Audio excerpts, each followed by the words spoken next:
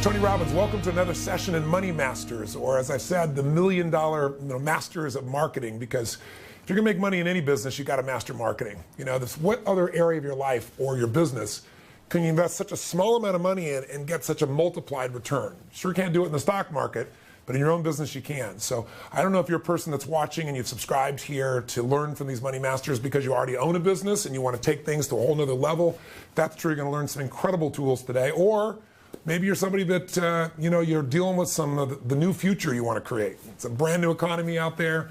Maybe you've been outsourced, displaced, or you're doing great, but you want some other options. You want to create a lifestyle with some different freedom. If you like lifestyle, you're going to like Frank Kern. He's going to be our focus for today. He's a gentleman that personally has helped me a lot. I got 12 different companies, and marketing has been a piece that, frankly, I never really focused on as my primary goal. I built a really strong set of brands, but I had a mission. My mission's like, I want to reach as many people as possible. So I learned a little bit about marketing and took advantage of a wave of marketing in a variety of ways, including infomercials.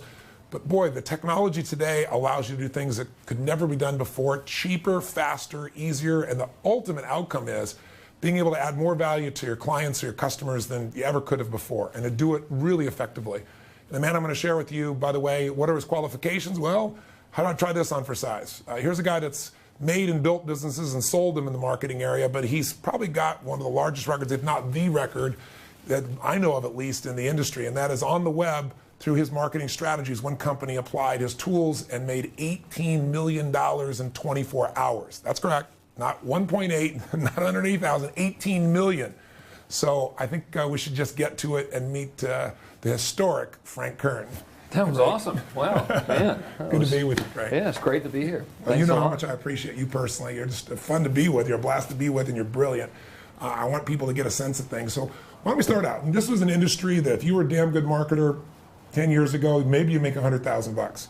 Now you and an elite group of maybe half dozen or dozen guys and ladies out there, some of them are doing 8 figures, some of them are doing 8 figures in your case in an hour. Right. So tell us the story. I like to start out by people seeing where things are. First of all, you get to be cool and relaxed. You got your own unique style.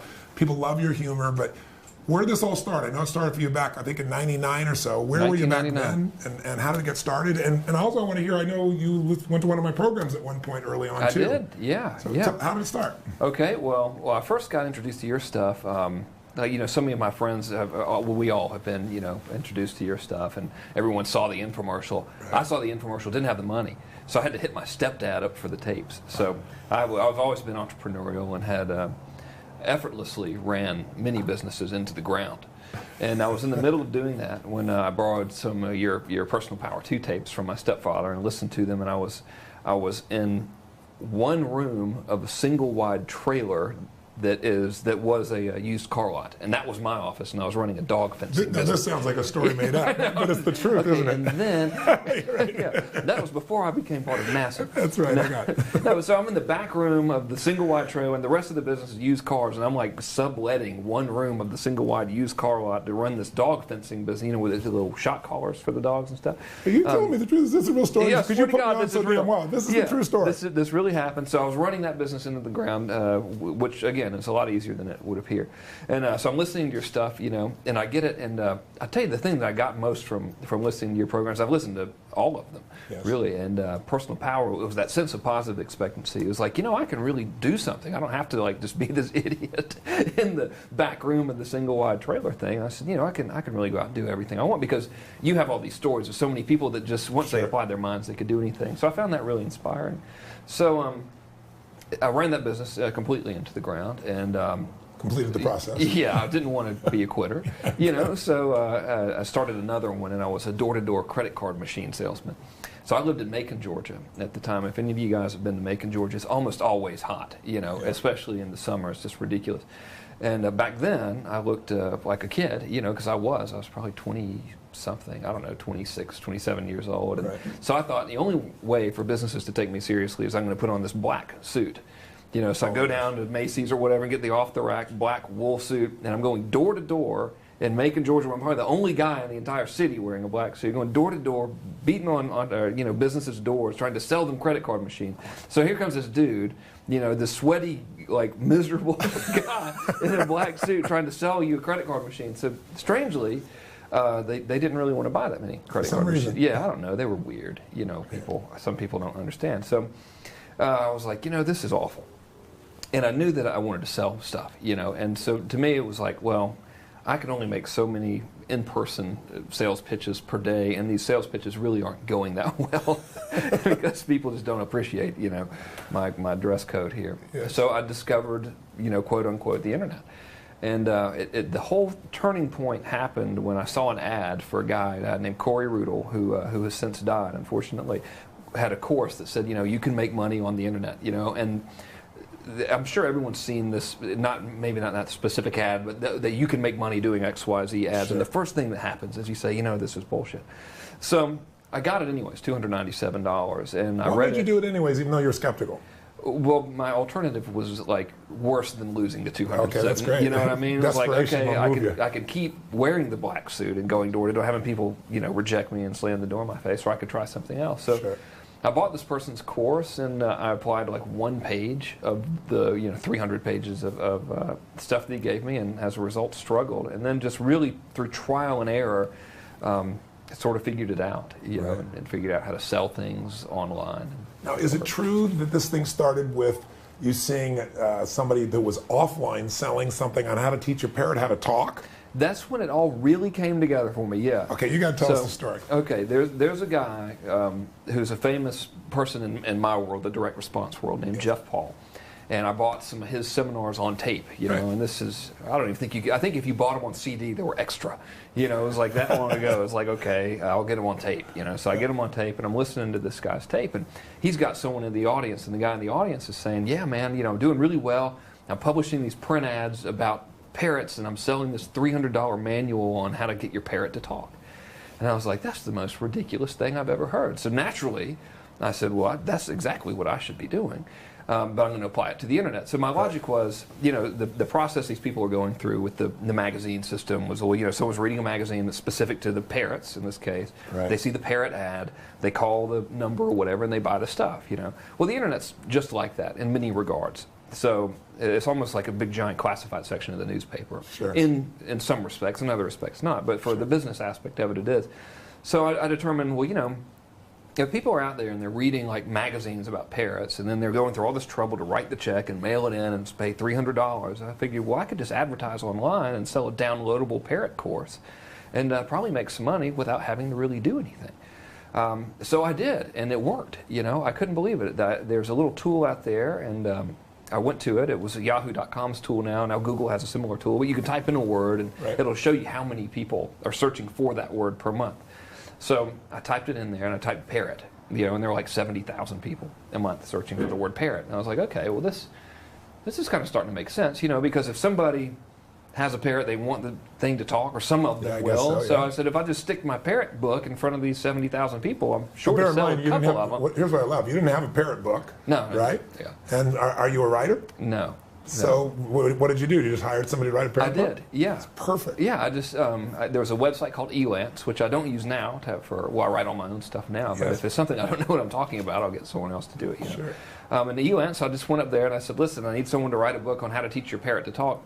And the way I did it was I wrote the ad for the book, and I made all these promises in the ad, and I said, I want you to read this ad and fulfill as many of these promises as possible in the book, and then tell me the ones that are impossible so I can get rid of them. Right. You know, and they said, okay, we'll do it. And the person was a contributing editor to one of the Bird magazines. It was like a real person. Wow. I put it together and started selling it, and it did good. I think the best month was like $3,500. Right. You know, but I said, you know, that approach was a lot less intimidating to me than the concept of building a giant business. It was like, okay, you know, that was kind of easy.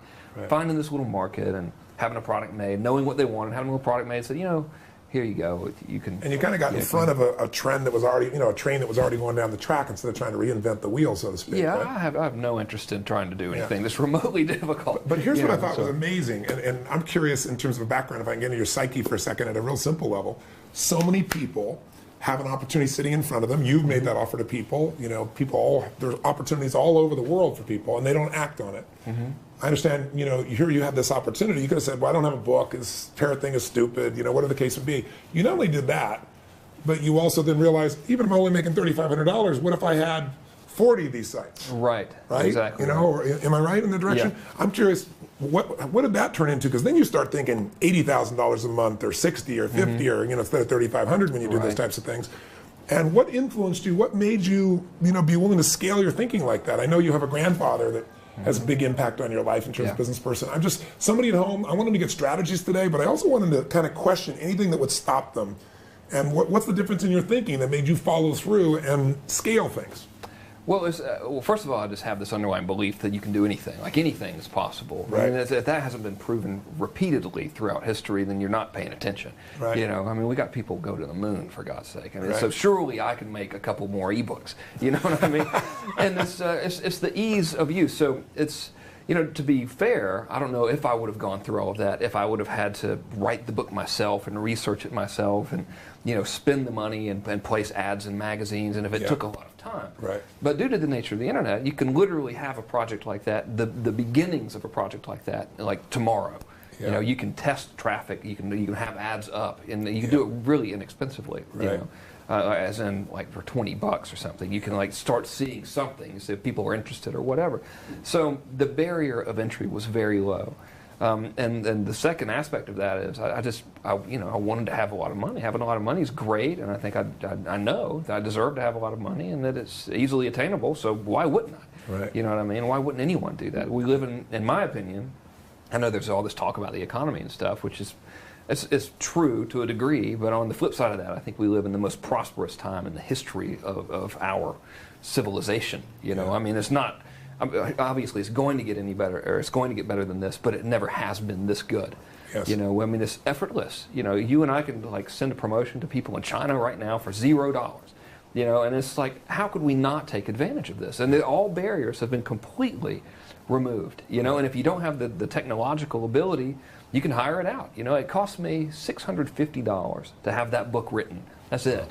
And so I didn't have to talk to anybody. I didn't have to, you know, risk like looking dumb or whatever and being like, oh, you know, can you write this book for me? And they go, we won't. You know, I just posted a little job on this website, and people clamored to get the job for me. Wow. And that is even more, you know, present today than it ever has been. So the biggest difference between marketing in the 20th century, as corny as it sounds, and the 21st century is what? What would you say has changed?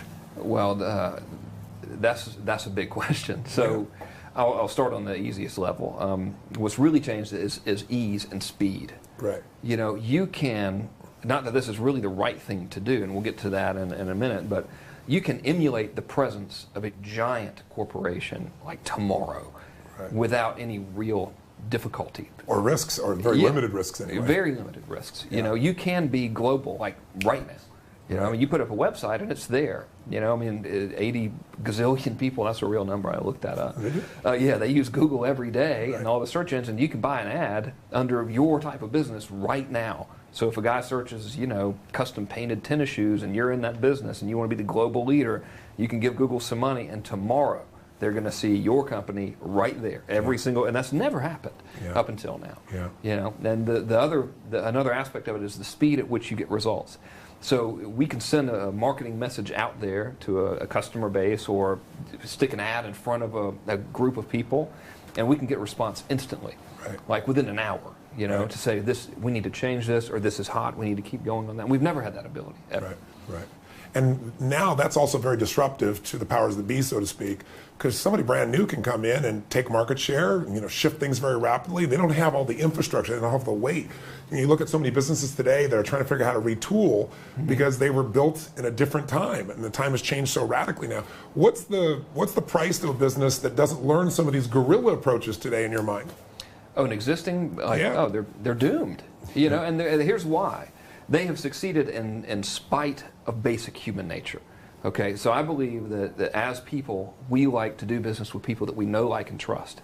As a matter of fact, I believe there are 3 reasons people don't buy. They either don't want it, they don't have the money, or they don't believe you, which is going to be trust, right? So, you know, assuming they want it and have the money, and incidentally, I believe that the not having the money thing is just they don't want it badly enough.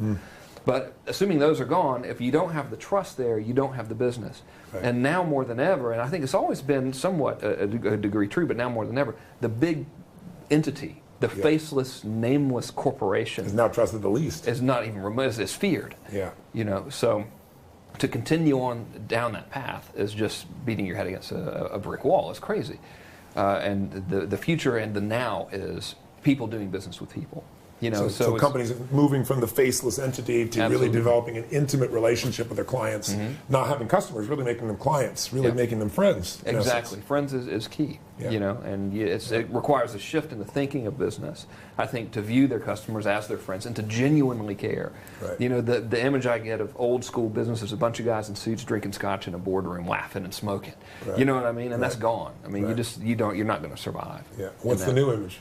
A bunch of guys having fun, and you know, or a bunch of people having fun, you know, a small little tightly knit guerrilla group, and their customers enjoying them. You know, an open door, transparent sort of business. And the world's becoming so transparent today. I mean, you see that in every aspect of our lives. Yeah. Maybe the exception of politics, but even that's getting penetrated. we're on to you guys. Yeah. I think, yeah. Starting to get penetrated though with blogs and everybody being able to participate in the conversation. So marketing today, if you're going to define marketing today, what is marketing? Well, that's another one of those really, really big questions. So I think my gut reaction is stuff you do to get money, you know. So yeah, I'm going to stick with that answer actually because I like it. That's my own internal definition. And with you were saying your philosophy of marketing, be cool to people, and I mean, it's I literally. Well, yeah. So here's my methodology behind me. marketing: is I like to give the best that I can, and help people out. And by doing so, and be very, genuine with them, and by doing so, I create a situation where they ask me to sell them stuff.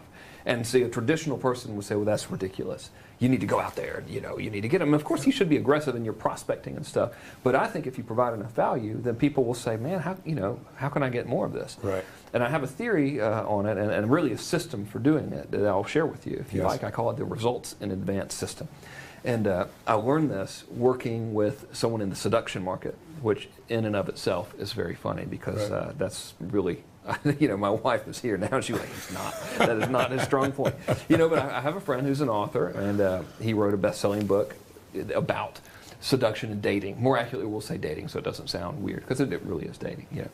So I said, you should release this product that really helps people out, helps men out, and helps them, attract the woman of their dreams and everything. And the challenge was, there's so many people in that space. I know it's an obscure market, but that's great because it shows this stuff can work for anybody, right? Right. There's so many people in that space, and there's not a lot of trust there. Right. So the strategy was, if we could take the market and we could give them little results in advance incrementally, what would happen is that each time we delivered a little bit of results in advance, their trust in us, and by us I mean him really, because I was the silent guy behind the curtain, their trust would grow and their desire for the product would grow, and it would grow exponentially with every little bit you incrementally provide a result. So here's the way I like to imagine it, is those of us at home, you take a pen and a piece of paper, on this side you draw a little guy, and then you have like a timeline, you divide the timeline in 4 or 5 little units, and then you draw the end result here. So in the case of the dating person, I drew a guy, and then there's like a couple at the end. Right. And then in your little lines that you're drawing, you have like each step that it would take to get to that end result. Right. So in this example, the first step was just to approach a woman, right? Yes. So I said, what we should do is we should give these people for free without being, weird or anything, to say, hey, listen, we understand that it's scary to go out and approach a complete stranger. The rejection stuff is there. Here's some ways that you can overcome that. Here's some ways that you can approach someone without looking like a wacko or an idiot. And we said, do with this what you will. So what happens is the person who gets that information says, that's awesome. They go do it, and they get results. Right. So now their next question is going to be, what do I do now? Right. So I've approached her now. Yeah, the door's open. So now you're not going to them saying, now you need to listen to me more. Right. They're coming to you saying, thank you. First of all, I owe you one. That's great. Now what do I do? So we've just moved that person from this side of the timeline one step closer. Got it. So the trust is here, desire is here. Right. Next step is, well, we understand that a lot of folks had great luck with this approach thing. Good job. It's not as scary as it seemed. They wanted to talk to you too, didn't they? Isn't that great? Yeah. So here are some conversation starters that you can have without looking dumb, and so you can be cool. Give them that. They have the conversation. Their next thing is, how do I get the phone number? Next thing is, how do I ask her out on a date? Right. Next thing is, what do we talk about? And all that. So you deliver those little chunks, and by the time you're ready to sell them something, there is no selling them something. They're saying, would you please just give me all the stuff now? I'm sold. Don't drag it out on me anymore either. I need the whole solution. Wow, that's fantastic. So now you're no longer a salesman. Right. You know, you're one friend helping another friend, or in this case, thanks to the internet, a very large group of people. And you not only gain a lot of customers, but you gain like these raving fan type customers, you know, who really like you, who like want you to go like, oh, well, what are you going to sell us now? You know, you're a mentor. You can be a mentor to millions, where it's very hard to mentor more than one-on-one in most cases, unless you have just tremendous skills from the front of the room. And even then, you have to get everybody into a room. Right. You know, here you don't. The room is wherever they live, wherever they are, 24/7, any place in the world. So, come back one step for me. When you made your success in the parrot business, teaching parrot to talk, blows my mind. You looked at that and you said, okay, maybe that business at $3,500 is a nice business, but if I want to do better, I understood that one of the things you did is you started saying, how do I get, you know, how many different kinds of pets are there? You began to expand. Tell me a little bit about what went next, because I know you built that into a business you sold. Yeah, that was a good one. So I started doing it with dogs, you know, and dating back to when I had the dog fencing business. Yeah, getting dogs to talk. Right. And, you know, it's only weird when you start talking back, you know. So yeah, I was, you know, having been in the pet industry, and by being in the pet industry, I mean just unsuccessfully trying to sell pet containment systems. I'd worked with hundreds of dogs, literally, and I learned that dogs respond really well to positive reinforcement. So the way I was trained to train the dogs was, you say, listen, man, you don't go near this wire because you're going to get shocked. And then they get shocked and they'd freak out. And what I learned is that if you just like, instead of taking that approach, if you say, hey, isn't it awesome in here away from that wire, let's just hang out in here, they respond really well to that and they're not afraid. You know, and I know that's kind of a weird way to put it, but that was the experience. So I read some stuff on dog training and I created a course about dog training, and it's all about the positive reinforcement aspects of dogs and why dogs do certain things, you know. Really basic stuff, but stuff that people just don't think about, you know, unless they've like been in the pet containment business. Did you ever read the book, Don't Shoot the Dog? No. Oh, you'd love that book. It's all about positive reinforcement. Please continue. Okay, so I said, you know, there's really, and I knew this from the perspective of having worked with so many dogs, there's not really any physiological difference and not a significant psychological difference between a Great Dane and a poodle when it comes to basic obedience training. When it comes to, you know, the dog is jumping on you because he wants your attention. That's so when you say down boy and you push him, you're just giving him attention and he's going to jump on you more. Both dogs are going to react the same. So I said, you know, this course is really a one-size-fits-all course. So I developed a system where I could automatically create a different website for every breed of dog, of which there's 600-something breeds of dogs, and then get it all over the entire internet like that at one time. You know, so I just pressed a button, it was made. I placed the ads for every single breed of dog, and the next thing I know is, you know, it was $1 million a year business. And that went from, I think I started that business in 2004, and it did its first million in 2005. Wow. I think it's 2000. Not that anyone really cares. 2005 or 2006. I get the years confused. Just don't do that when you get married. It's okay. But tell me seriously, you sold that business though. I did. Yeah, and so you kept it for a couple of years, and then and were you able to sell it for a multiple of, without telling me the numbers, were you able to sell it for a multiple? It was a very favorable exchange for both parties. That's good. That's good. You know. Well, the beauty is, the reason I bring it up is I think a lot of people, when they think about doing business on the internet, they don't think of a sustainable business.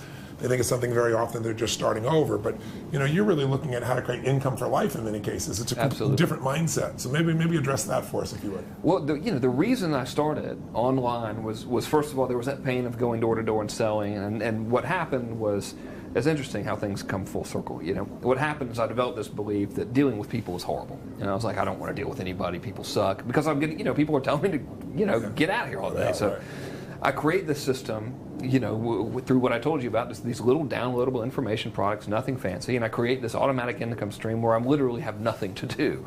So I'm just sitting around, and money's, and it's great. Now people watching will be like, okay, shut up, we hate you.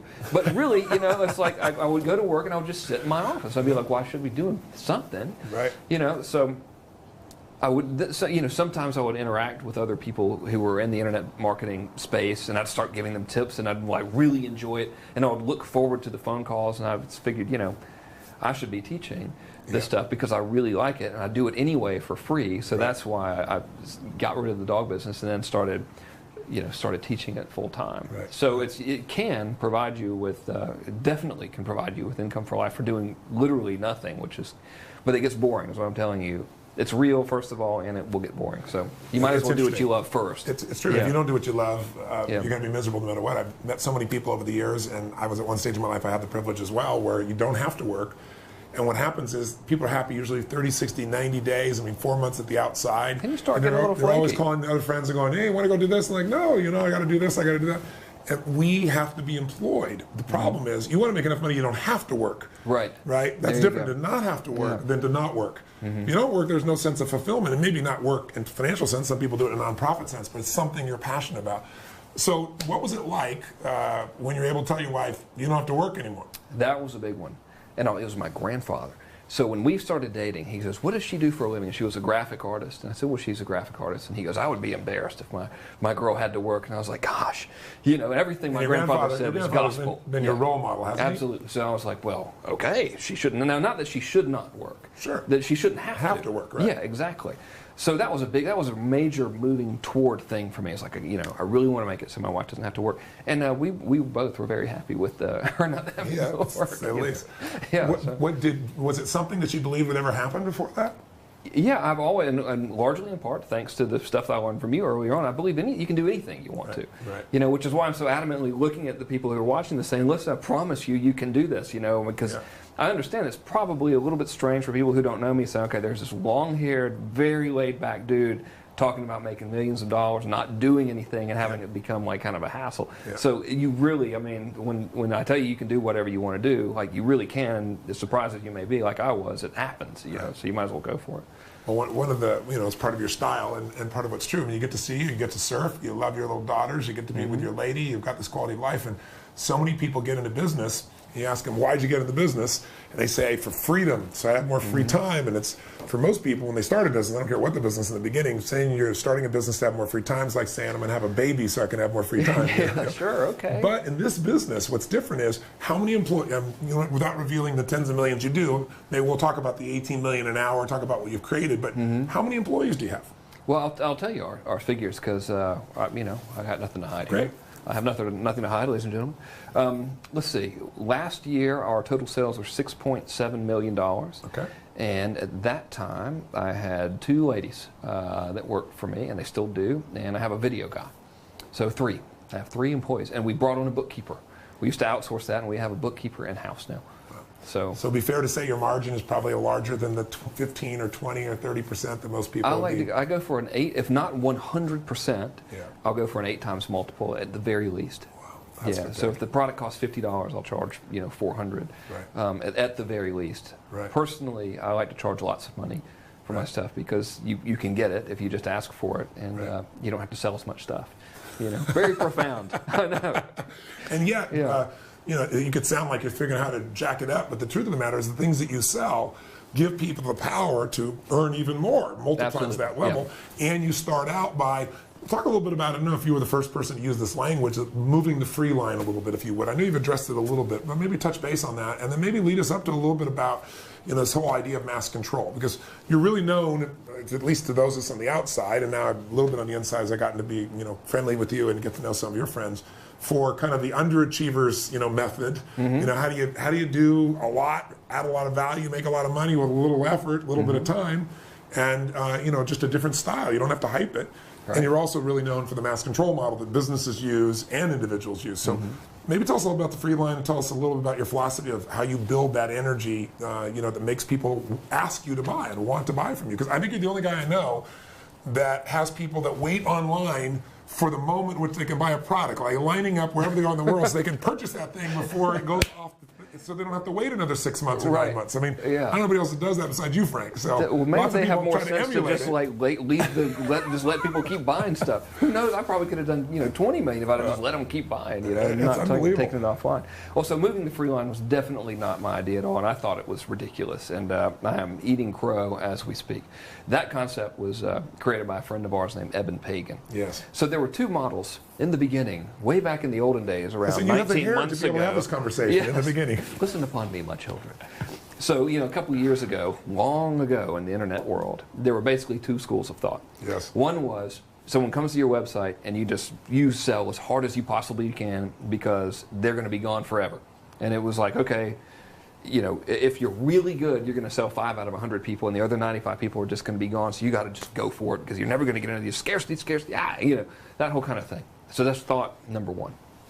Thought process number two is rarely are people going to buy at their first interaction, that's right. Unless they're just in the heat of the moment. But that's not most people. So why are you spending 100% of your effort on this tiny little group of people who are very improbable? Why not just build this relationship and give some good stuff away and drip feed, right, basically, and people will come around and they'll buy some stuff. Now, not to say you should be lazy in your marketing by any means, but there's no need to be pushy. So that's what the whole free line concept is. And Eben really, really did a wonderful job teaching that and also leading by example that you can just, and man, if anyone's watching this that's watched some of my older stuff, they're like, you told us in 1999 that you shouldn't do that. I was wrong, okay, I admit it. So, and it was the only time I've ever been wrong, right? Sure. So mass control really is based around that free line philosophy, and what I like to do is just, first of all, well, let me address the word mass control. You just took the words out of my question out of my mouth. That is just pure marketing, okay? So the real title of the method should be called how to efficiently sell on the internet and via other mediums through kindness and relationship marketing, but that's not sexy at all. Right. So I figured mass control sounded kind of scary and like something you're not supposed to have, therefore you want, Yes, okay, so good. in my semi-defense, that's it's not evil or freaky or anything. So it's all about, the whole strategy is about just giving away cool stuff and being really nice to people and gaining their trust through that. And then once you have it, see, it's not like you have to constantly reestablish the bond. You need to work on it. Right. But once that little switch is flipped, you've got them, and you have a raving fan. So it's really about creating raving fans really quickly and then turning that trust into sales repeatedly. So not just one time, but a constant following that is waiting for you to release more stuff. Because the hardest part of any business and the most expensive part of business is getting a customer, unfortunately. Mm-hmm. And then once you've got them, if you can meet their needs and keep meeting their needs, your marketing cost goes to the floor, and you're able to really do what you're made for, which is deliver your service at a deeper level. So exactly right. And your whole philosophy, though, of this move the free, or I should say Evan's initial one, move the free line. Well, I'll take credit for it. Okay, good. Yeah. But in mass control, what's different besides moving the free line? You really have strategically looked at the psychology of human beings, what gets them to move, right? What gets them to take action as opposed, because a lot of people have things that they want,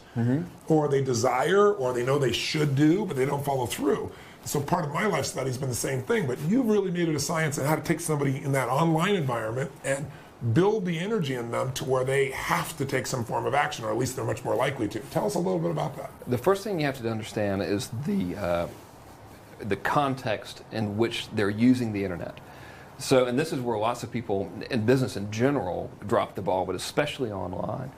So, the reason you would go to a search engine, for example, is usually going to be some sort of research, like I'm thinking about buying something, or I want to find out, about a movie or whatever, or price comparison. So that's one, I'll use the term modality, even though that's not the right term, but we'll just say that's one mode of thinking. So we'll have that over here. State of mind, if you would. Yeah. There you go, state of mind. I like that. Then you have blogs. So that's, you basically have three things online. You have blogs, the search engines, and then email, right? And blog/web pages. So someone's going to go to a blog, for example, for entertainment or news. Or a web page, either way. Either one, right? Or a web page. Sometimes I'll go to a web page to buy, but the blog is usually the entertainment type news thing. And then email, they usually go as a relationship medium. So rarely is it that someone's going to go and check their email thinking, I wonder if there's any specials at, pet meds or whatever. You know what I mean? They're thinking it's an irritant, actually. They're thinking what dirty pictures have been forwarded from Jim in accounting, or what's the dirty joke of the day, or what's grandma doing, or whatever. It's just what do I gotta get done? What I gotta go back to, sure. And then buying someone else's stuff is very, very low on the totem pole. So traditional marketing online, the non-mass control methods, is just, in spite of all of that being in place, people create their marketing and they yell at them, basically. So that even though there's so much noise, the way most marketers work is they just make theirs bigger and louder and louder, and they figure someone's going to look. And by sheer volume of communication, we're going to get a few, and that's pretty good, because if we talk loud enough to enough people, some people are going to buy our stuff. Whereas mass control takes all those different contexts of usage into account and crafts messages specifically to match for the kind of state of mind you're in at that stage. So it aligns with your nature at that moment, basically. Aligns with your nature at that moment, exactly. So it's very, very under the radar. So that's like thing one. That's what gets you in the door. Got it. So for example, and you've seen this in the work that we've done together, an email communication is no longer looking like a magazine ad. Right. Email might say, hey, this is Frank, I just made this video for you. I think you might like it. Hope you do. Got to go. See you later. And the reason, and someone watching this like from big business would think that's so unprofessional. We could never send that out. Well, your stuff's not going to get read if you don't, because that's the way friends communicate with each other. If you're going to write me an email, for example, you're not going to begin it with, Frank, very important thing about blah, blah, blah, and then start it with, dear Frank. Yeah. Friends don't talk to each other like that. They would just say, the subject line might say, hey, ... and then it just begins. So you want to, first of all, really embody the friend mentality. So it helps for me personally to really, whenever I write anything, feel like I'm writing to my best friend. And I view my clients as my best friends. I mean, these people allow me to live an unbelievable life, so I really love them, so I let it come through. But that's how you should write, and that's the way that you communicate. Blogs are the same way. Blogs and web pages, the old model is, they're here, let's sell them. So the way the internet and the way internet marketing that I saw it developed was, we just took what was working in direct mail, which is this sledgehammer sales approach, because you got one bill a second before they throw the thing in the garbage, and then they're gone. They really are gone forever. So they would just take that, stick it online, and it worked okay, right? But it doesn't match the mindset of the user. So when you kind of come into that conversation, like it's almost as if you speak Spanish and the guy comes and tries to talk to you in French. You might be able to communicate by hand gestures, but it's very ineffective. Right. If you both come in speaking Spanish, you're set. Right. In the same way with search engine marketing. So we just and when you go to search engine marketing, you're still coming in more like you're there to answer the question. Is that the different mentality? Because they're in the mentality of wanting the answer. It's a two-pronged thing, really. You're breaking the state sometimes. So like if everything else is looking one way, so like if we're searching for Tony Robbins, for example, and every other ad says Tony Robbins personal change or something, I might write an ad that says Tony Robbins can fly, and then my body text would say something like, not really, but this is almost as cool as that, click here. And that would get them. That's a great hook.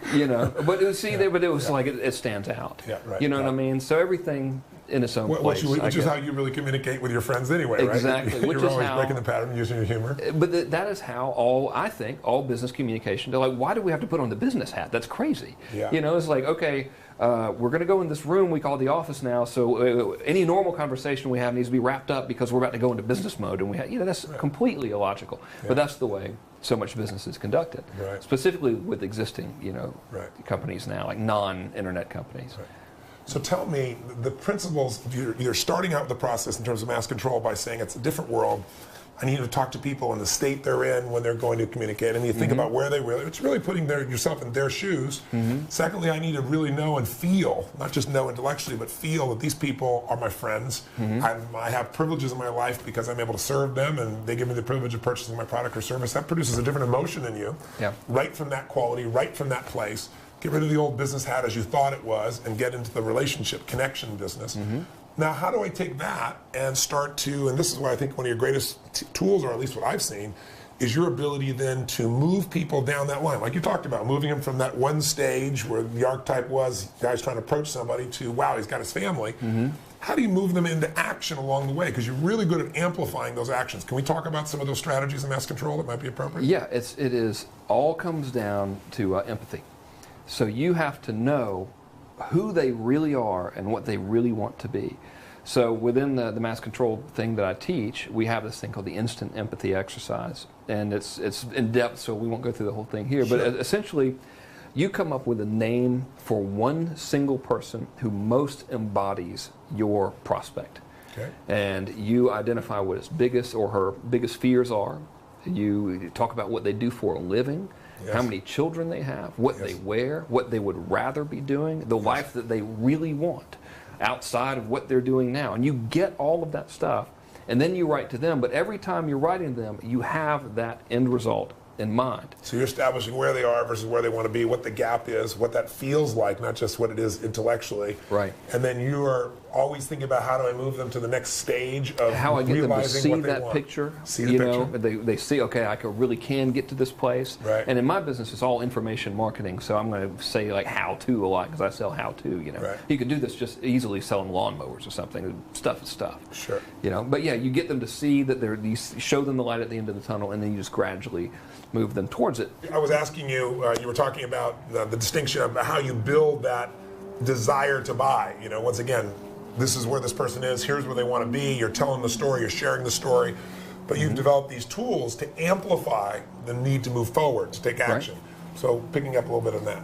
Okay, so it's founded, first of all, on the fact that they want it. Right. Right? So I have this belief that if you want to create money, you create desire.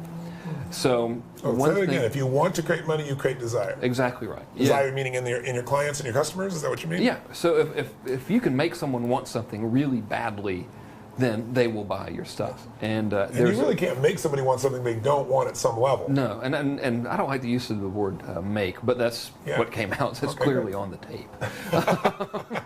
If you can inspire someone to want something really badly, they will buy it. Of course. And that sounds really basic, but so many people just think, well, here's a traditional business owner, and I've made this mistake anyway, is I'm in business, I've built it, therefore they will come.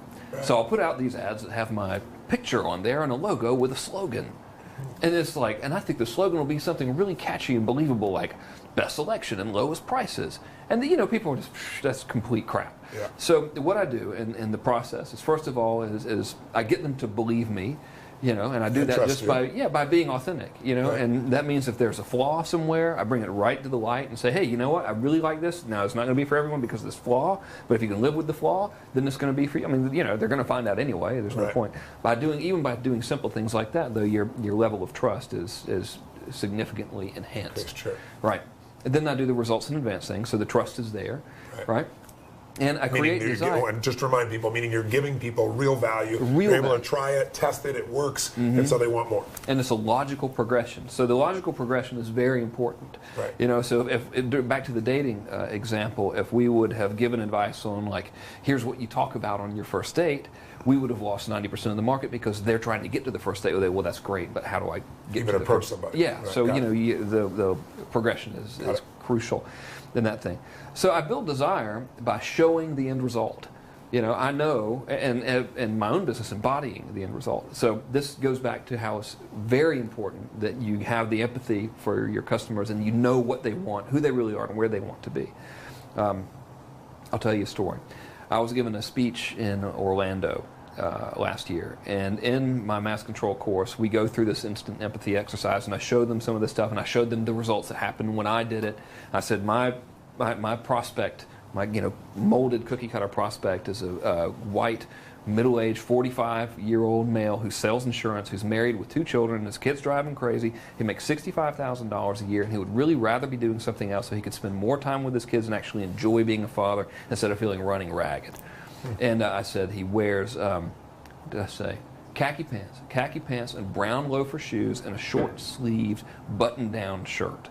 So, and this is, you got to do this. It sounds like you're like, what in the world are we talking about? But this is what, if you want to really sell to someone, you understand them. And you know their needs and their fears and their hopes and their dreams, and you use that whenever ethical, and you can do so accurately and with integrity, you use that to make the sale. So I'm in Orlando, and I'm recapping this thing. I say, so telling about the instant empathy thing, I talk about Bob, the guy. I get off the stage. Guy comes up to me. He goes, how's it going? I'm Bob. You hit me right on the head. I'm 45 years old. I'm married. He sells insurance. He makes $65,000. He goes, the only thing you got wrong is my kids don't drive me crazy. I said, good. That's great. Cool. So it really works if you do it. If you say, okay, I'm just going to play full out to use your language, and do it, then it works. So if you can understand where they want to be, and embody that and show them that light at the end of the tunnel and give them good content, then that desire is escalated. Right. And when I say embody it, I'll use my own business for an example because that's the one that I know best. I sell to Bob, right? And if you think about what your average dude wants, he wants to retire, move to the beach, screw around all day, and surf, and on many levels go back and relive those college years when he was a long-haired, carefree guy before he became the square, quote-unquote, normal person he is now. So I'm very fortunate that I happen to love living at the beach and surfing, and this isn't a prop or anything, but it all works, right? So if you can embody that outcome that they want, that's just more on the trustometer and more on the well, desire. You're living much of that life. The difference Exactly is your income, is going to be in the multi-millions, but the point matter is you have that lifestyle. You do get to be with your kids. You get to go surf or golf or whatever the case may be that somebody really loves to do. So you know your customer intimately as a part of yourself, but you also have emphasized that part of yourself because there's another part of you that's an extraordinary businessman. I mean, I don't know many business people that got an 80% margin, and most business people talk about I'm doing 50 million, 100 million, whatever the case may be, but what are they netting? I mean, that's where business really matters. And these days, you see these businesses. Well, right now, you got businesses out here that they were doing billions and billions of dollars that are gone. So it's not volume. It's like, what is the lifestyle you end up with in the end? What is the income for the business? And what do you want? Do you want freedom? Do you want to engender values? And you're able to do both. You're able to help people. You're able to engender the values that matter to you, and you're able to earn a fortune by most people's ideas, but with a lot of free time. But compared to most people, and what they'd expect. Right. So that's creating desire. Now you had asked about the inspiring them to action. Yes. I wish I could come up with a way to make this sound difficult, so then it would be like perceived as more, profound, more valuable. Yeah. You just ask for it, or you just tell them. So you say, listen, I don't have a billion of these things. If you want this, and your gut is telling you it's right for you, you need to go ahead and get it right now, because let's face it, we're on the internet. As you probably know, I have, and I'll insert the real now, I have 79,487 subscribers as of yesterday. I get about 200 more a day. They're all seeing this. These products are not going to be around forever. So if you want this, go ahead and get it. Right. Now if you're selling something like tires or whatever, I would create that scarcity by adding more bonuses. So let's say, now we're offering a free oil change. Obviously, I've only got Eddie and Carl out here in the back. So, as contrary to their appearance, they cannot work 24 hours a day. Therefore, we can only take the first 100 people. I'm sorry, Carl, the first 80 people. Carl said he would quit if we did.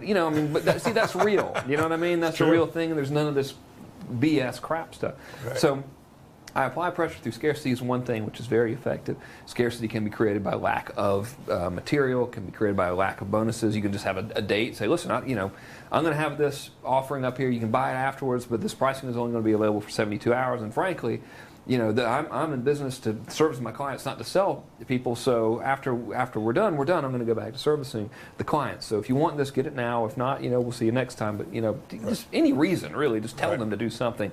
Right. I want you to buy now because whatever. Because I have a white dog, and when I was a kid, I always wanted a white dog. So we're celebrating. We're having a white dog sale.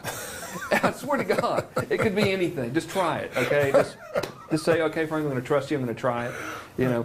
So that's one thing. Another thing, and you're willing to do all these things, to be fair, Frank, too, because your product is extraordinary. If you get it, that you have almost an ethical commitment and integrity to find any way you can get it to them, as long as it's honest and sincere, because you know what's going to happen when they get it. Yeah, I have gone so far as to jokingly, and I again view all of my prospects and customers as friends. So I'll send out a marketing message and say, I was endorsing someone else's product. I said, you really should buy this, not only because it's good, because really I'm going to make a lot of money if you do. And I think I'd like to buy myself some of those big gold chains like the rappers had in the 80s. And I just had no desire to buy those, but I got to tell them why. And I figured, they know I'm going to make a commission, so I might as well make a joke out of it. So anything that you say, as long as it's, you have their best interest at heart and you're not lying or making stuff up, Right. A reason to tell them to buy now is sufficient, and a lot of people don't do that. Right. So the flower shop down the road just says we're having a special. Right. Okay, and who cares? Yeah, exactly. So there's that. Another strategy that I have that's my favorite thing ever is called stacking the cool. Stacking the cool. Stacking the cool. Only you, Frank, could come up with stacking the cool. Well, it took a long time. Sitting on the beach thinking about this. I was like, what do we call it? Stacking the warm? No, the cool. The cool will work great. So I like to think I'm a towards person, so I studied you, and you've got the pleasure and pain thing. And one mode of selling is, you twist the knife and stuff, and eventually the pain is so great, they'll buy you. And that just freaks me out. Me too. And I was like, I don't want to deal with that. So I figure I can't sell to everybody today. And, you probably experienced this or know someone who has, like, you want to go get, like, a new Honda. all right, or whatever. You go to the Honda store and you're like, yeah, you know, and you look at it and you're like, I just don't feel like buying it. And you still want the Honda, you just didn't buy it for whatever reason. You just had to go, or just you were getting weirded out being there, whatever it is, you know, and you say you go home. Most prospects are going to be like that. It's just rare that we get that sale the first time for whatever reason, and who cares?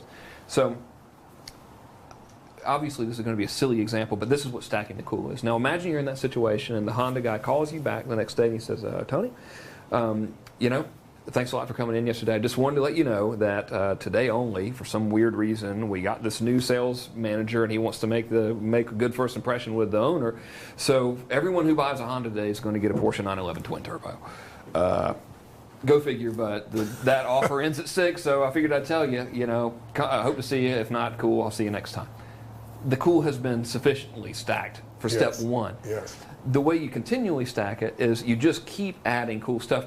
By the time, you know, the prospect makes his buying decision, he's like, I don't even care about the Honda anymore.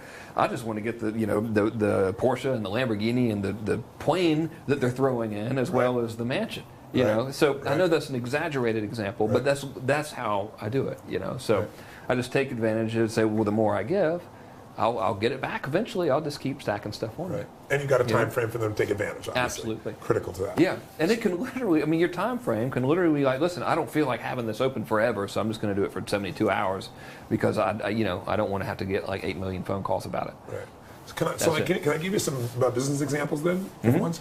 Let's look at some industries that are really in a tough place, and let's think about some creativity for them. And if it's unfair because they haven't given enough time to think about it, we'll pick another one. But let's look at car dealers. I was reading the other day, I've seen these car dealers getting bailed out by the city that they're in because the car dealer is so much of the tax base for some of these small towns. There's one out in San Bernardino County that I was seeing was happening here in California. So car dealers are in huge bad shape. You look at people in the real estate business that are in such difficult shape. You look at any core business that right now is saying, man, I'm starving for customers. I got customers, but they're not active. And I know this is one of your expertise. They're not alive right now. They're hanging on to their money. It's not that they don't love our product. They're good customers for us. It's just right now they're scared. You know, the world's changed. We're in a different season right now. So you can do well in any season. You've proven that, and so many people have. What would you say to that business owner right now that's saying, damn, I got to figure out what the hell to do. The phone's not ringing. People aren't responding. The old marketing we're doing isn't working. What would you say to them right now? Here are the first 3 to 5 things I would do to get things turned around right away. Okay, first of all, I'd tell you that you're lucky that the traditional marketing is failing you, because it's going to fail you eventually, and you might as well just go ahead and get it over with, and now you can start doing it the right way. And say why? So, well, because the riches generated from the right way and the bond that you have with your customers is so great that once you experience it, you're like, this is unbelievable. And then you get in a situation where you don't even have to really actively sell. You can say, hey, we got some stuff. And they're like, oh, come on in, it's great. I mean, I think the real way to make a lot of money is you find out what people want and then you give it to them. I mean, that's pretty simple, but it's like, well, okay. It's a parody example. So, you know, you want a hamburger? Okay, hang on a minute. Here, it'll be $5. So here's what they could do. We'll start with the car dealer, because I had family in the car business and I was a car salesman for a while and was horrible at it because they made me do all the lame car salesman stuff. In the car world, and like so many other businesses, it's all the same marketing. Okay, I actually took the best selection, lowest prices from so many car ads. So every car dealer on Sunday has the full page, full color, $10,000 ad that looks exactly like everybody else's, that says best selection, lowest prices, which the consumer has been seeing now since before I was born. You know, so they're like, oh, okay, well this one, you know what, honey, Martha, today I think they really do have the best selection, and today's the day. And I can tell because they've used Times New Roman size 3 font, and according to my Nostradamus handbook of car sales, today's gonna, hell no, it's not happening. So I think they should face the problem head on. So if I was a car dealer, first thing I would do is I'd send a direct response letter, 32, no, what's postage now, 48? I don't even something know. cents, whatever, less than $1. Actually, a letter, an 8-page letter is going to cost you about $1 to mail with all the stuff, you know. So if you got 11,000 customers or 12,000 or 1,000 or 100 customers, first thing I would do to get money tomorrow is I'd send them an offer in the mail. And I wouldn't make it look like a slick brochure. It would be saying something like, Dear Bob, I'm crazy about Bob's today. Dear Bob, I guess you've seen... I like your tan pants. Yeah, I like your tan pants. You know what? I guess you've seen all the tales of doom and gloom on the news. Well, we want you to know that we've got your stimulus package over here at, Crazy Eddie's Used Cars. So here's what we have for you today. I want to give you a car today. That's right. I actually want to give you a car today. I'm so confident that you're going to love the car that you have. I know you want a new car. You know you want a new car. Everyone wants a new car the day after they just got a new car. We got plenty of new cars down here. Come on down. Pick out a car that you want. We'll sign all the paperwork, but I want you to take it home. I'm going to give you a $100 gift certificate to your favorite restaurant. So you take your wife out. I'm going to fill that car up with gas for you. You take it home, drive it for a week. If you like it, then I'll take this paperwork, submit it to the bank, and the car's yours. If you don't, bring it back. No questions, no hassles, no harm. All right? Probably going to get like 10 dudes come in, 5 of them bring the car back, the other 5 keep it. Okay? If you don't do it, you're going to get nothing. All right? That's totally true. It's totally, but it's just like, it's easy. It's like, here's the car. There's none of this pressure junk. If you want it, we'll fill out the paperwork. We'll hold on to it. Right. Drive it home. Here's $100. Take your wife out to dinner. Of course, now on a psychological, you already know this. From the psychological level, we're working all kinds of magic here. Of course. But just people being people. Yeah. Now, see, what's going to happen? Like, some business owners are going to see it. They're like, man, that's awesome. I'm going to try it. Others will see it and go, well, I know people are going to bring the car back, and then I've had to give them $100 and a free tank of gas. That's the wrong way to look at it. First of all, the whole scarcity thing is bogus. And let's bring that up, because this is one of the things I wanted to bring up with you, because I think you embodied this, Frank. You really do. So many people fear drives so many people. We live in a world where the messages are now, they're on your BlackBerry or your iPhone. They're everywhere. It's all gloom and doom, right? Yeah. And there's realities that change in the economy. There's no question, but there's always an opportunity. So how do you get people beyond that scarcity? Because so many people, you said, they're going, I'm not going to do that. They're going to take advantage of me, or they're going to come from a place of I can't afford to do that. How do you get people beyond the scarcity thinking? Because you're good at it. Well, you just have to be okay with the fact that some people are going to do that. First of all, it's like, yeah, so what? But let's say you get 10 people to come with the car dealer example, all right? You get 10, you send out let's say they send out 1,000 letters to their customers, okay? And then we'll come back to the scarcity philosophy, but I want to address the business person who's just like watching this going, I just want to make enough money to pay the bills next month. Like, hurry up, right? So you spend $1,000 sending out the letters to your customers who already know, like, and trust you and have demonstrated they want your stuff. In this car example, costs you $1,000 max, right? And that's like if you use really fancy paper, all right? So now you're in it for $1,000. Let's say 10 people come in and take you up on it, all right? So you have 10 cars on the street. Let's say your average markup per car is $2,500. Actually, I think that is the average markup for a car, or it was. Who knows now, So now you have $25,000 in potential profit on the street. It's costing you $100 in these gift certificates. Right. So you spent another $1,000. So now you're in it for $2,000, and let's say it might have cost you $500 at max to fill up all 10 of those cars if you use like super gas or something. So you're in this whole thing for $2,500. All right. If everybody but one person brings the car back, you're at least going to break even, right? But you're probably, in offers like this, you usually can figure on about 60% of the people keeping it, and unless you're you, and we've tested some of these offers with you, and like everybody keeps the stuff, which is great, but for most people, it's about 60% no matter what. So you're going to profit either way. You just have to be willing to reverse the risk. See, we get caught up in scarcity too, but our prospects also get caught up in scarcity. So if we can alleviate that pain for them, they will in turn alleviate that pain for us. And talk about a breath of fresh air, for the customer. In this particular, you're kidding me? You're going to give me a car and $100 and like be cool to me? This has never happened ever. I'm going to go tell every single person I know. And now you've got viral marketing. Now and then the next step to that, and I promise we're going to get to the scarcity thing in a minute. I just don't want to lose my frame of thought here. The next step to that is now you can start putting instead of having the ad, the full color like idiotic ad that everyone else has, you can have an ad that says local car dealer loses mind, gives away car, and pays people to drive them. That's great. And then staff reporter, Bloomfield Street today, Bob Jones has gone completely crazy and has decided to give away cars. Yes, you heard me correctly. He's giving away cars and paying people to drive them as part of his new Life is Great sale. Whatever. And then now you got something people are paying attention to, and you got a reason to act, So there's that. Now, the scarcity thing. I just believe there's more than enough for anyone. And I learned this at your thing, Unleash the Power Within, which was such a great thing from just a personal development thing, as from like me watching someone really communicate well. It was unbelievable, masterful. But you had this metaphor, and I hope I'm getting it right, because I can't misquote you because you're right here. I usually would, but he's right there. You said something like, you made the comparison of money and water. And you said that if you have to go to the ocean and get 400,000 gallons of water, you're not going to be freaked out that you're going to drain the ocean. Yeah. You know, their only task is going to be like, well, I just got to keep going back and back to the ocean. Eventually, then it's going to get a bigger bucket. Right. You know, and that really hit home to me because it was like, you know, there really is no scarcity of money at all. So we see this stuff on the news, and people are saying, you know, well, the money's gone, the money's gone. The money hasn't gone anywhere. Yeah. It's not like the evil money fairy has come and taken the money away. You know, well, it's December 24th, we're going to come get the money, and we're going to abscond with it and bury it in a cave in Mexico, and they'll never, you know, no, that's ridiculous. This money's just flowing around. Yeah. Like, literally just going all around, you know. So if your scarcity, if your fist is closed, it cannot receive. That sounds good. I didn't come up with that. I wish I had. You know, I don't know who did, but really, that was a good one. But you know what I mean? If you're freaked out, you're not going to get anywhere. It's just if you come with a thimble, what are you going to leave with? No matter how big the ocean is, right? Exactly right. So there's and it's been demonstrated time and time again. There's absolutely no shortage of money.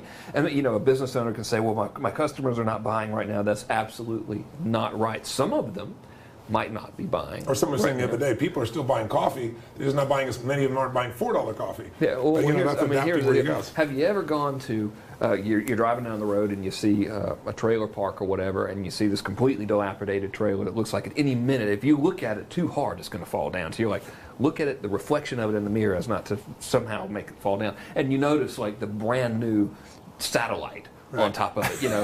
So it's like this, the thing's about to implode on itself. Well, it comes back to what you said at the beginning. Do they really, really want it? You know? Yes. Do they have the money is less of a piece? Do they believe you? Come back to those three you started out with. Yeah. But if you don't believe yourself, if you don't believe in your own value of your own product, your own service, you don't believe it's really going to, you know, add value to somebody's life in a significant way, you're not going to have the conviction to use any of these tools. You're not going to have the conviction to follow through on anything. Exactly right. Exactly right. And you know, I think that like what we're witnessing right now, and these times of economic uncertainty, which I refuse to participate in, by the way. It's just not going to. It's like, oh, well, y'all have fun with that. I'm not going to mess with that. You enjoy it and tell me when it's over. I'll be right over here. Right. But it's a transfer of money. We're witnessing a very rapid transfer of money from people who have done lots and continue to do dumb stuff to people who have done and continue to do smart stuff. Right. So to bring it back to business, the dumb stuff is running the ads that say best selection, lowest prices. That's dumb. Keep doing that. You're going to be on this side of the transfer. Right. You know, it's only a matter of time. If you aren't hurting now, you're going to be hurting eventually. Exactly. So let's take another example, and I know the theme is there, but just so people think outside the box, give me a business that you think of as the antithesis of the car business, and how would you attack it? Lawnmowers. Okay. I mean, well, it's like I come from Macon, Georgia. I mean, so you know that was like I would call on the lawnmower shop or something. So the typical ad, the typical marketing is business is so incestuous. You know, like we go. If you think about it, it's all this box thinking. Like, well, I didn't, but so many people go to college or whatever, and they read the book, and the book is the standardized thing, and they have the professor in the suit, and they say, well, here's what you do, and then, well, everyone else in business is running these type of ads, and so lawnmower guy's going to run an ad, and he's selling his lawnmowers, he's going to run an ad that's going to say, you know, Eddie's Lawnmower Shop, established 1953, phone number. That's it. Like, wow. So who's buying lawnmowers? Typically, it's going to be a guy. For lots of men, mowing the lawn is a pain in the ass. For lots of other men, mowing the lawn is a fun way to have a little bit of solitude. And, well, I mean, you know, there's no sense in a fun way to have a little bit of solitude. And, like, you know, he shows off his yard like that show King of the Hill. Yeah, you know what I mean? The Hank Hill thing, that's based on real people. Yeah. You know, and those people are cool, right? So I'm the guy, I'm Eddie of Eddie's Lawnmower Shop. My commercial no longer is going to be, hello, come on down to Eddie's Lawnmowers. We have lawnmowers, and we have always had lawnmowers, and we'll continue to have them, so you should buy them from us. You know, I don't even think the commercials are that good. Instead, you know, I would educate the customers and be like, hey, buddy, it's Eddie from Eddie's Lawnmower down here, and I'm just like stereotyping lawnmower, but they all talk like this, okay? Yes, they teach you that at lawnmower school. So they're going to be like, you know, I'm Eddie from Eddie's Lawnmowers down here, and what we have right here today, you see behind me, is a cross diamond hatch pattern that you might have seen Sunday night at the Atlanta Braves game. When you were watching that internal field, you notice how they had it looks like little diamonds on there. I'm going to show you how to do it. Now, what we got here is the escalator blade on the lawnmower, and Jimmy, crank that sucker up there, Jimmy. Jimmy's going to run across here, and he's going to do it. You do 10 diamond crosses like this, then you come back here and you do 10 more. Now, what you're thinking, my lawnmower would never do that, and you're probably right. And that's why I want to talk to you today right now. We've got a brand new selection of snapper lawnmowers. I want you to have one. Your yard's going to be a lot cooler than everybody else's yard, and they're going to talk about how cool your yard is. Now, I know times are hard for a lot of people, and they might be hard for you. They're certainly hard for a lot of other business people out here. Well, here's what we're going to do. I want you to take this lawnmower home. Do what I've just told you to do. If people don't come over here to your house and tell you that you've got the coolest looking yard and ask you how you did it, I want you to bring that lawnmower back. I will give you a case of Budweiser right now. All right, so just come on down and see me. Now, I'm scared they're going to run out of beer. So I'm going to have to end this offer Monday afternoon at 7:30. The end. But now you've got the whole thing. You're really scaring me. The depth of you understand about lawnmowers. I got to tell you that, bud. I've cut my your southern roots are coming out, baby. But you know what I mean? So it's really a message to market match there. But it's a reason you engage them. So a big part, to tie it all back into mass control, and what I've learned from you, a big part of all that's a major pattern interrupt. Yeah. Right? So I will attempt to define what the pattern interrupt is, in regards to what we're going on here.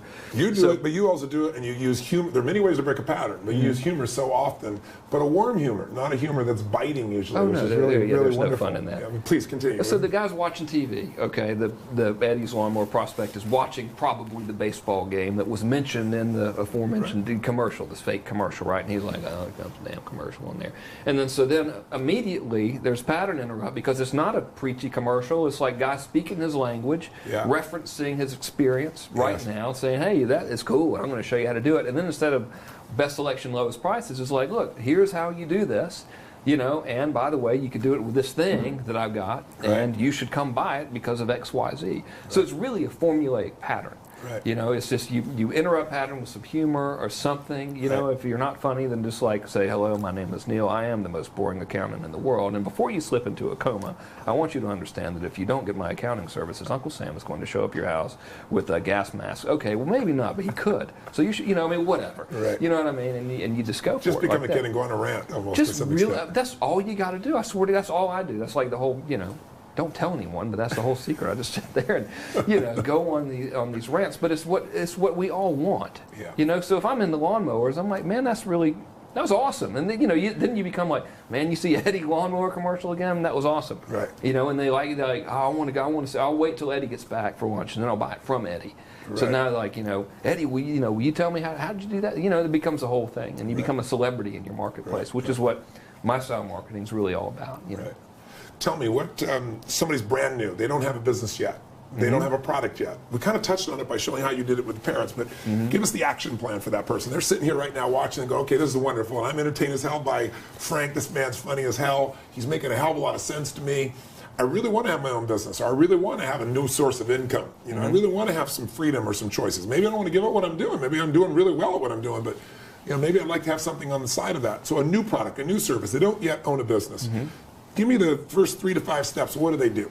Well, I would strongly advise going into the information marketing business, which translates into Kernese as selling how-to stuff on the internet. Why?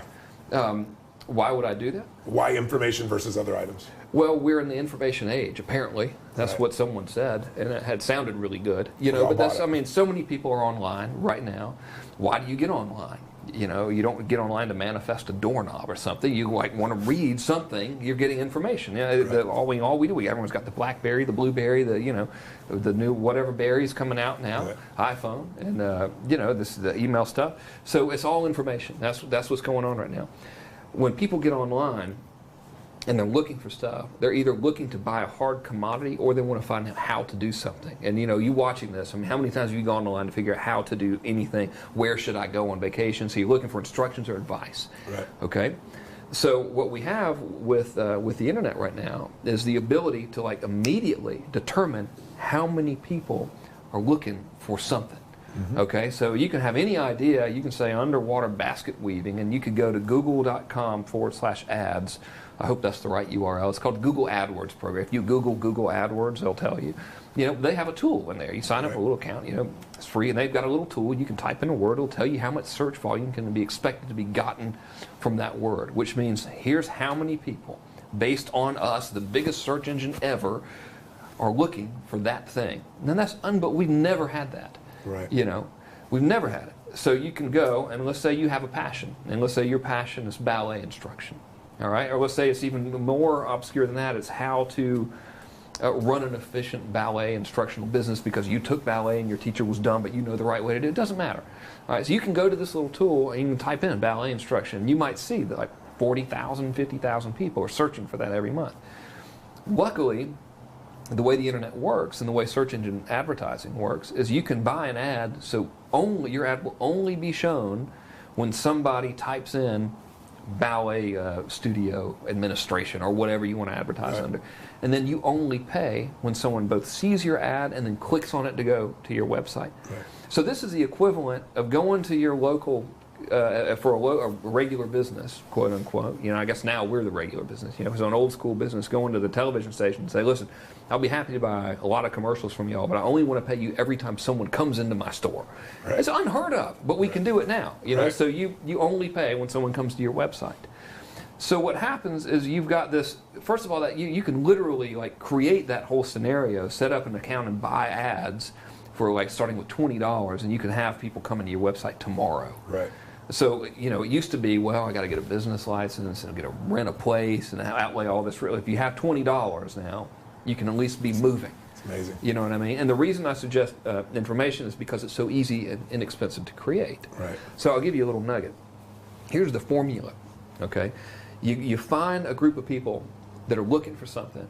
You find out what they want in terms of information, and then you give it to them.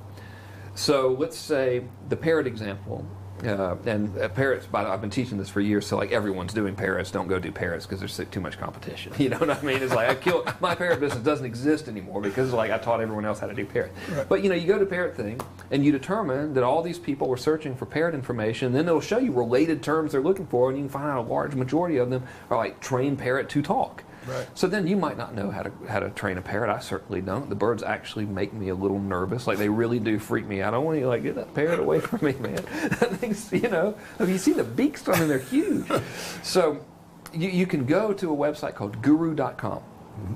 And you can post a job on Guru. And this is reverse eBay. So you go to eBay and you sell something, and people, you go to Guru and you say, I want to hire an expert to interview on the topic of parrot training.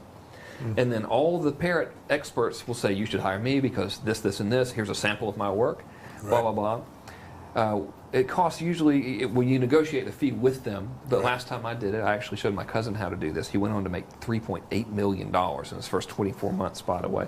Wow. But the first thing he did was went to Guru. He got an expert to interview for $200. So okay, I'm going to interview you on the telephone. The way you come up with the questions to interview the people with is you look at everyone else who's selling information products in that marketplace, and you see all the big promises they make, and you turn that big promise into a question. Correct. So if your competitor's big promise is how to make your parrot talk and sing Mary Had a Little Lamb in 3 steps or less, you say, hey, how do you make your parrot talk and sing Mary Had a Little Lamb in 3 steps or less? So you got 10 competitors. Reverse engineer. And it takes an hour. Right. So then you get on the phone with the person and you say, hey, what do you blah, blah, blah, and they say, well, here's what you do. You record that conversation. You can use a service called freeteleconference.com. I think it's free conference. Just type in free teleconference online. They'll record it for you and everything. You have it transcribed. Now you have a book and you have a downloadable audio file. So you've got yourself a multimedia audio product or multimedia information product, which you're not guessing. See, I don't want to guess. I don't want to tell anyone to go gamble. You know what I mean? Because it's scary. I understand. If I had to do business like the old way, where I hope this works, I'm going to go get a job or something. Yeah, that's horrible. I wouldn't want to do that either. But if you say, okay, 70,000 people a month are looking for this, I can buy them coming to my website for a quarter or 30 cents per person. If I'm selling a $100 course, I don't need that many people to come before I make a sale. I can work it all out. Right. And if I know they're buying this, this, and this is what these other people are promising, I can create a product that delivers that promise, and I'm good. That's awesome. It's really, really easy. I almost wish we could make it longer so it would sound harder, so people would believe me. They'd be like, "Oh, well, of course. Well, yes. Well, I forgot about the reverse, reverse elbow scratcher technique you have to use, or what, But it really is totally that simple. You just go and check it out and do it. That's awesome. Frank, tell me, at this stage of your life, what is it that lights you up most, and what is your passion now? And if you're looking at your life and saying, what else is I want to do with my life? You've lived such a diverse life, such an amazing life. What is it for you now? Oh man, that's a tough one. Well, I'm kind of having a really good time now. So I noticed. Yeah. So I'd like to surf more. I'm the 9th worst surfer in the state of California. I'd like to move up to like the 15th worst, maybe 20th. Would be good. Worst. Yeah, that would be good. Professionally, I really, really like meeting someone who is in the position where they had the job that they hated, and they tried this stuff out, and oh my God, it worked. Yeah. You know, because what I think I do at the end of the day is I give people freedom. You know, it's not about money. I mean, we're really, like, you watching this right now, you know that you want to make money for some reason. Right. And for lots of people, it's I want to make money to get away from the stress that's trapping me, right. or I want to make money so I don't have to live a life of misery, you know, going to a job that I hate. I mean, can you imagine? So many people live like this. I mean, you know, I have a tremendous amount of compassion for them, but so many people, and there's a statistic like 80% of the people or something don't like their jobs.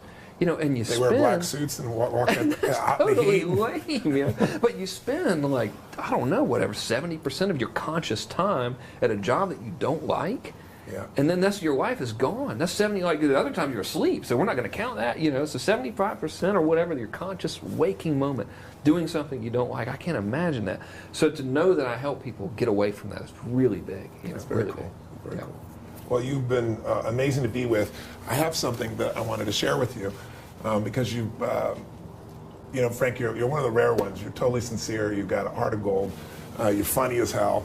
But you take the complex and you make it simple, and because of that, mass number of people can be helped. Mass, no pun intended. See there, I've got it.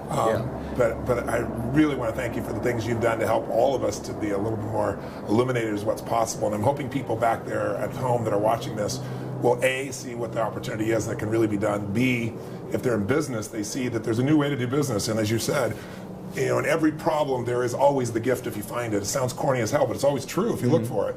And right now, the benefit of the old world being destroyed is a new world has been created. And if you can get on the front end of it as a business person, you got a different life. But ultimately, it all comes down to, you know, what do you want for your life? You know, what's your lifestyle? What lights you up? What makes your life juicy? And I know for you, it's your family. And I know it's for you, it's surfing. And I also, would you give me what it is I brought here? I also thought there's something else that's here for you. Oh, man. Dobro. Wow. A little about you. And oh, that's awesome. I'll read you guys this so you can. To Frank, a brother in spirit, music and friendship are eternal. Love and respect, Tony Robbins. Thank you so much, You're Tony. welcome, This brother. is great. Yeah. What a magic moment, huh? All right. You're the best. And so if you're watching at home and you're wondering, will this really make a difference in my business? I've been around for a while.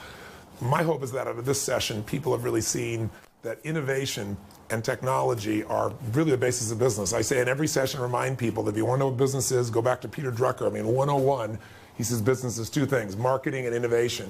And we're living in a world where the technology provides an opportunity to do both of those at a cost-effective level that's mind-boggling.